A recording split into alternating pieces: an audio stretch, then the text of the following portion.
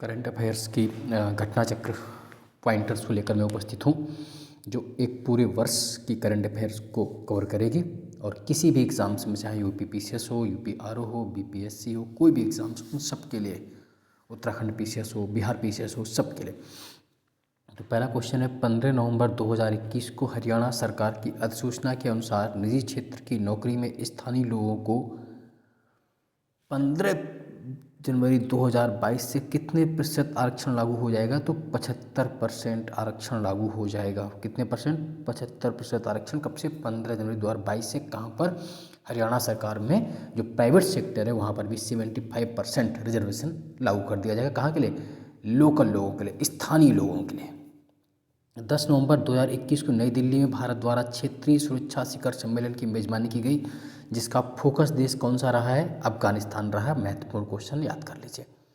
8 नवंबर 2021 को खासी हिल्स स्वायत्त जिला परिषद के समक्ष खासी उत्तराधिकार संपत्ति विधेयक प्रस्तुत किया गया, जिसका उद्देश्य है किसके लिए? भाई बहन के बीच पैतृक संपत्ति का समान वितरण। 5 नवंबर 2021 को प्रधानमंत्री मोदी जी ने उत्तराखंड के रुद्रप्रयाग जिले में स्थित केदारनाथ मंदिर परिसर में जिनकी प्रतिमा एवं समाधि का अनावरण किया। किसका अनावरण किया? आप सब बता पाएंगे, आदि शंकराचार्य। पहली बात तो महत्वपूर्ण क्वेश्चन ये है कि केदारनाथ मंदिर कहाँ पर है? रुद्रप्रयाग में है। किस जिले में? रुद्रप्रयाग में है। केदारनाथ मंदिर किस नदी पर अगर पूछ लें आपसे तो आप बता पाएंगे, मंदाकिनी नदी। किस नदी पर है? मंदाकिनी। और उत्तराखंड में है। तो किनकी समाधि है वहाँ पर? आदि शंकराचार्य की। किसकी? आदि शंकराचार्य की। और आदि शंकराचार्य जिस सिद्धांत के प्रतिपादक, उसका नाम क्या था? अद्वैतवाद। बहुत महत्वपूर्ण क्वेश्चन ये बन सकता है वैसे भी जनरल हिस्ट्री में भी, कि आदि शंकराचार्य का सिद्धांत क्या था? अद्वैतवाद। अगला है, विवादास्पद विवाह का अनिवार्य पंजीकरण संशोधन विधेयक 2021 को वापस लेने वाला राज्य कौन सा है? राजस्थान ने वापस ले लिया है। वो सरकारी विभाग जिसे केंद्र सरकार ने 100% सरकारी स्वामित्व वाली 7 कारपोरेट इकाइयों में परिवर्तित करने का निर्णय लिया है, OFB, आयु निर्माणी बोर्ड, है ना।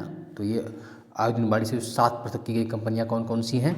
MIL, AVAINI यानी कि आम valley limited, Avani, AVA India limited, TCL, YEL, IOL, GIL। इतना महत्वपूर्ण क्वेश्चन नहीं, लेकिन फिर भी आपको याद रखना है। एक और महत्वपूर्ण क्वेश्चन, इस राज्य सरकार ने सरकारी कर्मचारियों के राजनीति और चुनाव में भाग लेने पर बैन लगा दिया। मतलब किस राज्य ने सरकारी कर्मचारियों की राजनीति और चुनाव में भाग लेने पर बैन लगा दिया? तो उसका आंसर क्या है? हरियाणा। रट लीजिए, बहुत महत्वपूर्ण क्वेश्चन।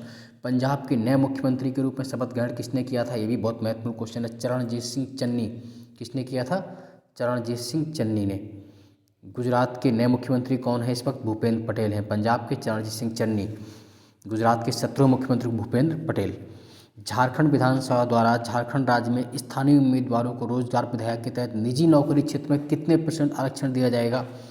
75%। यही काम हरियाणा ने भी किया है। बहुत महत्वपूर्ण क्वेश्चन जो चर्चा में था। कॉर्बी आंगलोंग जिला कहाँ पर स्थित है? असम में। कॉर्बी आंगलोंग असम है। कॉर्बी आंगलोंग समझौता संपन्न हुआ कब? 4 सितंबर 2021 को। किसके बीच? केंद्रीय गृह मंत्री, असम के मुख्यमंत्री और कार्बी आंगलोंग स्वायत्त परिषद व 5 उग्रवादी समूह के बीच। तो कार्बी आंगलोंग समझौते में शामिल 5 उग्रवादी समूह कौन से हैं? पहला है peoples democratic council of Karbi Longri, PDCK, Karbi Longri north, Cachar hills liberation front, KLF, Karbi peoples liberation tigers, KPLT, Kuki liberation front, KLF, united peoples liberation army, UPLA। अगला क्वेश्चन, कर्नाटक के 30वें मुख्यमंत्री के रूप में शपथ किसने ली थी? जुलाई 2021 में बसवराज बोम्मई ने। किसने ली थी? बसवराज बोम्मई ने। महत्वपूर्ण क्वेश्चन याद रखेंगे। केंद्र सरकार द्वारा एक नया मंत्रालय कौन सा बनाया गया? सहकारिता मंत्रालय। कौन सा? सहकारिता मंत्रालय, 6 जुलाई 2021 को। और सहकारिता मंत्रालय का कार्यभार किसे दिया गया है? अमित शाह जी को दिया गया। किसे दिया गया है? अमित शाह, जो कैबिनेट मंत्री हैं। अगला, संयुक्त राष्ट्र महासभा द्वारा सहकारिता का अंतर्राष्ट्रीय वर्ष घोषित किया गया था कब? 2012 में। अगर पूछ ले कि UN ने सहकारिता का अंतर्राष्ट्रीय वर्ष घोषित कब किया? तो 2012 में। पश्चिम बंगाल द्वारा 2/3 बहुमत से एक संकल्प के अनुसार राज्य में गठन किया जाए किसका? विधान परिषद का, यानी कि विधान परिषद का प्रस्ताव पारित किया पश्चिम बंगाल विधानसभा। लेकिन आप ये जानते हैं कि जब तक संसद इस पर मोहर नहीं लगाती तो विधान परिषद नहीं बन सकती है। संसद को ये पावर होता है। और वर्तमान में सिर्फ 6 राज्यों में, यूपी, महाराष्ट्र, कर्नाटक, बिहार, आंध्र और तेलंगाना, सिर्फ 6 राज्यों में विधान परिषद है। कहाँ कहाँ? यूपी, महाराष्ट्र, कर्नाटक, बिहार, तेलंगाना और आंध्र। विधान परिषद का उल्लेख आर्टिकल 169 में होता है। क्वेश्चन अलग से बन सकता है किस पे? आर्टिकल 169 पे होता है। और विधान परिषद को इस्टेब्लिश करने का पूरा जो पावर है वो संसद को है। मतलब विधान परिषद विधानसभा के प्रस्ताव पर जब तक संसद सहमत नहीं रहेगी विधान परिषद नहीं बन सकती। उत्तराखंड के नए मुख्यमंत्री कौन है इस वक्त? पुष्कर सिंह धामी है ना। चलिए अगला है, असम विधानसभा के चुनाव जो हुए थे 2021 में, चूँकि 5 राज्यों में हुए थे, असम, तमिलनाडु, पश्चिम बंगाल, केरल, पुडुचेरी, तो असम में बीजेपी जीत कर आई। वहाँ के नए मुख्यमंत्री कौन थे? हेमंत बिश्व शर्मा। असम के जो मुख्यमंत्री थे वो कौन थे? हेमंत बिश्व शर्मा, 15वें मुख्यमंत्री के रूप में बीजेपी के। और है ना, और तमिलनाडु की अगर बात कर लें हम लोग तो देख लीजिए। और अच्छा, इससे पहले असम में सीटें कुल कितनी है? तो 126 का भी पूछ सकते हैं। तो तमिलनाडु में कुल कितनी विधानसभा सीटें आप सब जानते हैं? 234 विधानसभा सीटें हैं। और यहाँ पर कौन जीत कर आई पार्टी? डीएमके। ये क्वेश्चन भी आया था। द्रविड़ मुनेर कगडम डीएमके जीत कर आई। और मुख्यमंत्री कौन बने? एमके स्टालिन। पश्चिम बंगाल विधानसभा में कुल सीटें कितनी थी? आप सब जानते हैं 294 सीटें हैं। यहाँ जीत कर कौन आई? अखिल भारतीय तृणमूल कांग्रेस। 213 सीटें मिली, यानी कि ममता बनर्जी यहाँ की मुख्यमंत्री बनी। कौन बनी? लगातार तीसरी बार पश्चिम बंगाल की मुख्यमंत्री कौन बनी? ममता बनर्जी। केरल में कितनी सीटें हैं? 140। कितनी सीटें हैं? 140। और यहाँ पर कौन जीत कर आया? एलडीएफ, लेफ्ट डेमोक्रेटिक फ्रंट, वाम लोकतांत्रिक मोर्चा। और है ना, कौन मुख्यमंत्री बने यहाँ के? दूसरे कार्यकाल के लगातार पिनराई विजयन। कौन बने? पिनराई विजयन मुख्यमंत्री बने। पुडुचेरी में कौन मुख्यमंत्री बने? एन रंगास्वामी। कौन बने? एन रंगास्वामी। यहाँ पर है ना 30 सीटें आप सब जानते हैं। अगला है, मंत्रिमंडल की संपूर्ण कार्यप्रणाली को कागज रहित बनाने के माध्यम से ई कैबिनेट का उद्घाटन करने वाला देश का पहला राज्य, पेपरलेस कागज रहित ई कैबिनेट बनाने वाला पहला राज्य कौन सा हो गया? हिमाचल प्रदेश। कौन सा हो गया? हिमाचल प्रदेश। 2 हरित ऊर्जा कुशल शहर वाला देश का पहला राज्य कौन है? बिहार। बीपीएससी के लिए बहुत महत्वपूर्ण, बिहार के 2 हरित ऊर्जा कुशल शहर कौन से होंगे? राजगीर और बोधगया। कौन से होंगे? राजगीर और बोधगया। रेल मंत्रालय द्वारा हावड़ा कालका मेल का परिवर्तित नाम क्या रखा गया है? हावड़ा कालका मेल का परिवर्तित नाम रखा गया है नेताजी एक्सप्रेस। क्या रखा गया है? नेताजी एक्सप्रेस। अगला एक और महत्वपूर्ण क्वेश्चन हो सकता है, 26 दिसंबर 2020 को राष्ट्रपति रामनाथ कोविंद द्वारा उद्घाटित आईएनएस खुखरी स्मारक कहाँ स्थित है? तो ये दीव में। कहाँ पर है? दीव में स्थित है। अगला, पूर्व प्रधानमंत्री अटल बिहारी वाजपेयी जी की 96वें जयंती के अवसर पर उनकी 18 फीट ऊंची प्रतिमा कहाँ लगाई गई? शिमला में। कहाँ लगाई गई? शिमला में। अगला है, जो अगला क्वेश्चन बहुत महत्वपूर्ण बन सकता है, वर्ष 1971 में भारतीय सशस्त्र सेनाओं द्वारा पाकिस्तान पर जीत की 50वीं वर्षगांठ 16 दिसंबर 2021 को मनाई जाएगी। 50वीं वर्षगांठ कब? 16 दिसंबर 2021 को मनाई जाएगी। केंद्र सरकार द्वारा 16 दिसंबर 2020 से 16 दिसंबर 2021 तक की अवधि को क्या घोषित किया गया है? स्वर्णिम विजय वर्ष।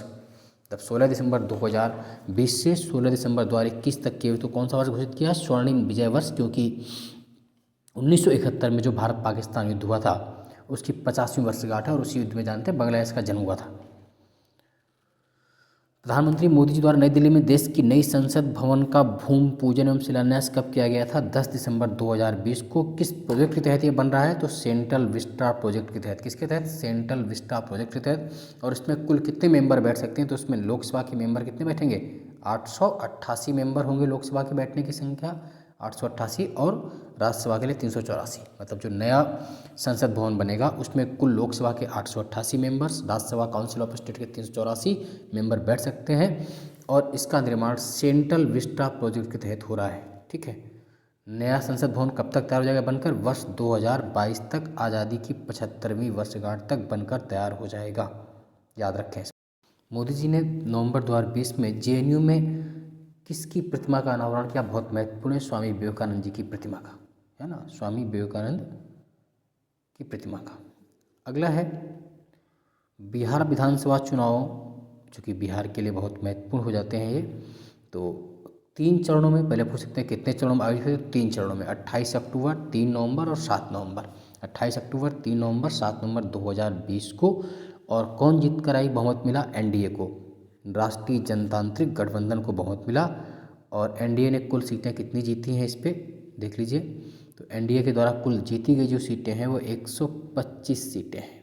कितनी, 125 सीटें। कुल बिहार में सीटें कितनी है, 243। कितनी सीटें हैं, 243। 243 लोग विधानसभा की सीटें हैं बिहार विधानसभा में, और उसके लिए बहुमत कितना चाहिए, 122।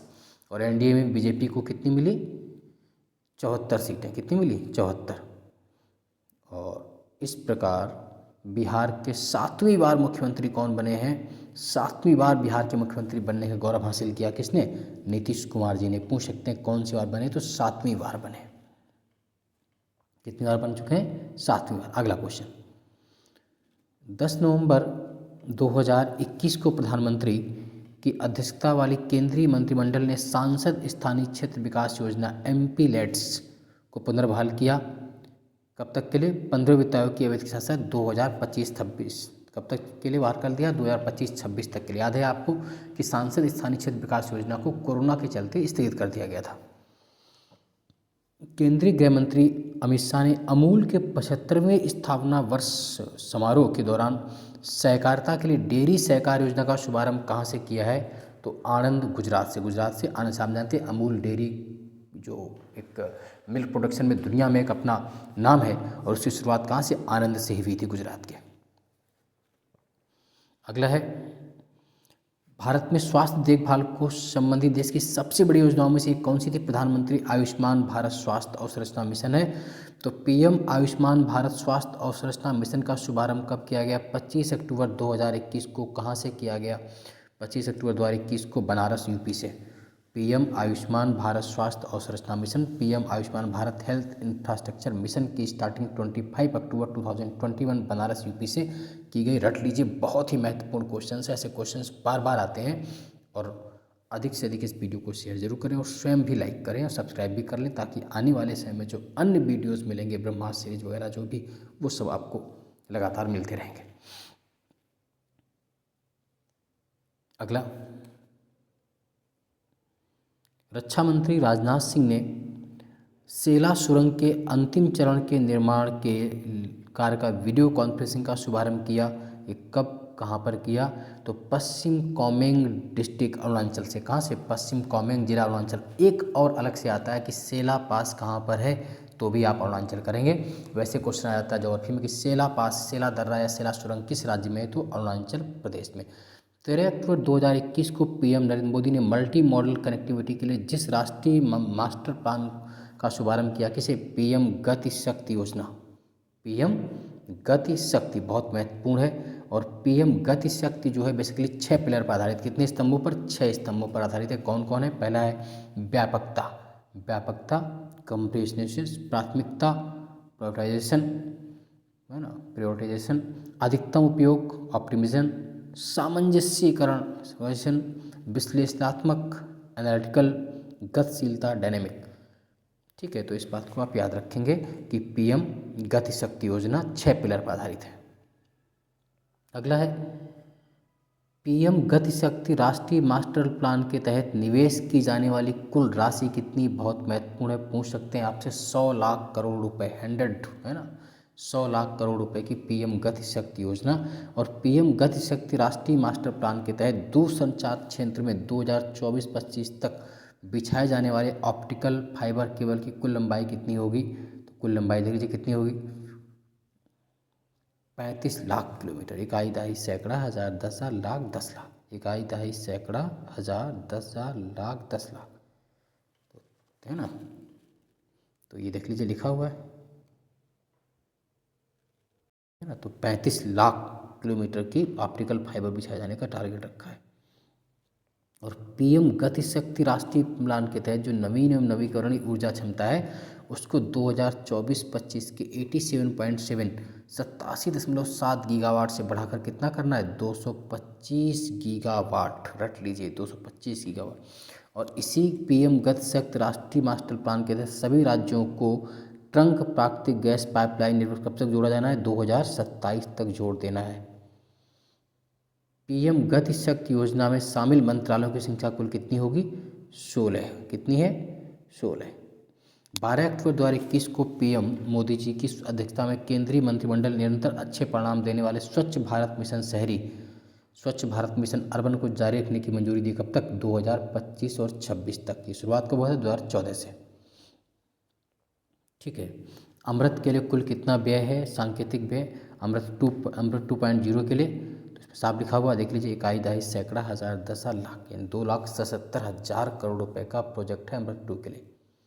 नवीन और शहरी परिवर्तन के लिए अटल मिशन, नवीकरण और शहरी परिवर्तन के लिए अटल मिशन यानी अमृत तथा अमृत का शुभारंभ पीएम मोदी द्वारा कब किया गया था? जून 2025 में किया गया था। कब किया गया था? जून 2025 में किया गया था। देश के युवाओं की नियोजितता को बढ़ाने के उद्देश्य से केंद्रीय श्रम एवं रोजगार मंत्रालय और माइक्रोसॉफ्ट इंडिया की संयुक्त पहल कौन सी स्टार्ट की गई है? तो बता पाएंगे आप, डिजी सक्षम। कौन सी? डिजी सक्षम। अगला है 1 अक्टूबर 2021 को पीएम मोदी द्वारा शहरी क्षेत्रों के कायांतरण के लिए जिन 2 मिशनों को शुरू किया गया है, कौन कौन? स्वच्छ भारत मिशन शहरी 2.0 और अमृत 2.0। अमृत 2.0 तक कितने नगरों और शहरों को जल सुरक्षित बनाना है? लगभग 4700, है ना। अमृत 2.0 अभियान के तहत कितने शहरी परिवारों को नल कनेक्शन दिए जाएंगे? 2.68 करोड़। पूर्व में चल रही माध्याह्न भोजन योजना के स्थान पर केंद्र सरकार द्वारा स्वीकृत योजना कौन सी है? प्रधानमंत्री पोषण शक्ति निर्माण योजना। पहले इसका नाम क्या था? तो पूर्व में चल रही माध्याह्न भोजन योजना के स्थान पर केंद्र सरकार द्वारा स्वीकृत योजना है प्रधानमंत्री पोषण शक्ति निर्माण योजना, यानी कि MDM। जो माध्याह्न भोजन योजना था उसके स्थान पर इसका नाम क्या कर दिया गया है? प्रधानमंत्री पोषण शक्ति निर्माण योजना। और 2021-22 के लिए इसका बजट कितना है? कब से कब तक के लिए रखी गई योजना की अवधि? 2021 से 22 से 25-26 के लिए। और याद रखते हैं जो MDM है माध्याह्न भोजन योजना, शुरुआत कब से हुई थी?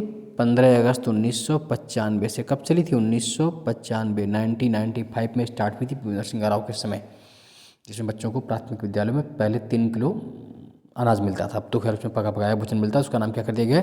प्रधानमंत्री पोषण शक्ति निर्माण योजना। अगला है प्रधानमंत्री कौशल विकास योजना PMKYV के तत्वाधान में प्रारंभ की गई योजना कौन सी है? तो रेल कौशल विकास योजना। अगला है प्रधानमंत्री उज्ज्वला योजना, बहुत महत्वपूर्ण है। PMUY का शुभारंभ किया गया था। तो 1 मई 2016 को जो पहली उज्ज्वला योजना आई थी उसका शुभारंभ बलिया यूपी से किया गया। जबकि दूसरा वाला क्वेश्चन आ चुका है, प्रधानमंत्री मोदी जी द्वारा प्रधानमंत्री उज्ज्वला योजना 2.0 का शुभारंभ अभी हाल ही में 10 अगस्त 2021 कहाँ से किया गया? महोबा यूपी से। दोनों बार यूपी से।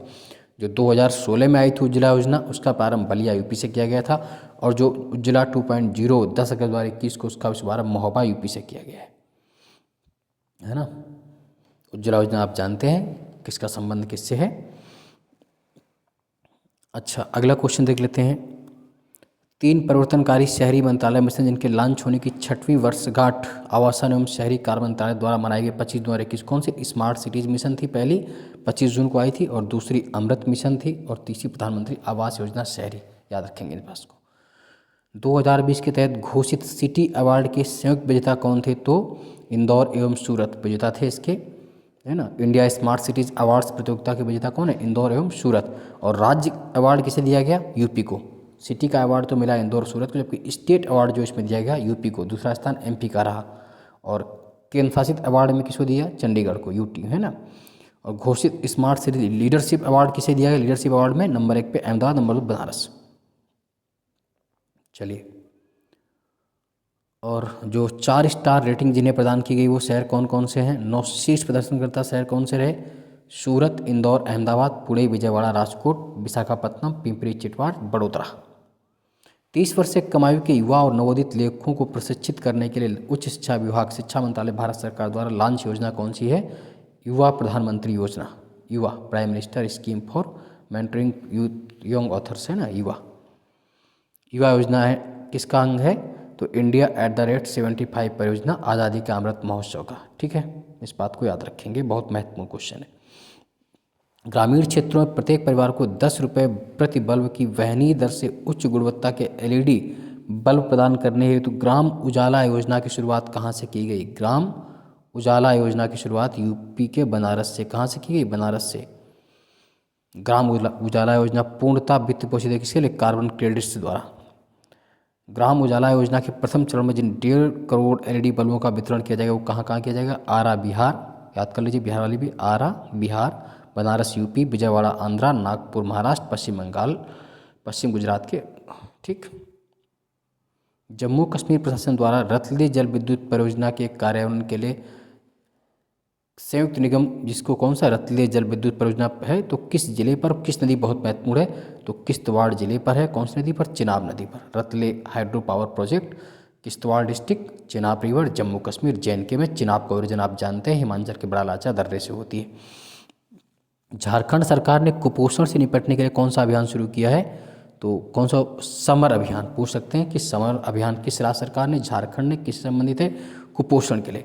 Strategic action for alleviation of malnutrition and anaemia reduction, Samar अभियान झारखंड सरकार द्वारा कुपोषण से निपटने के लिए। अगला है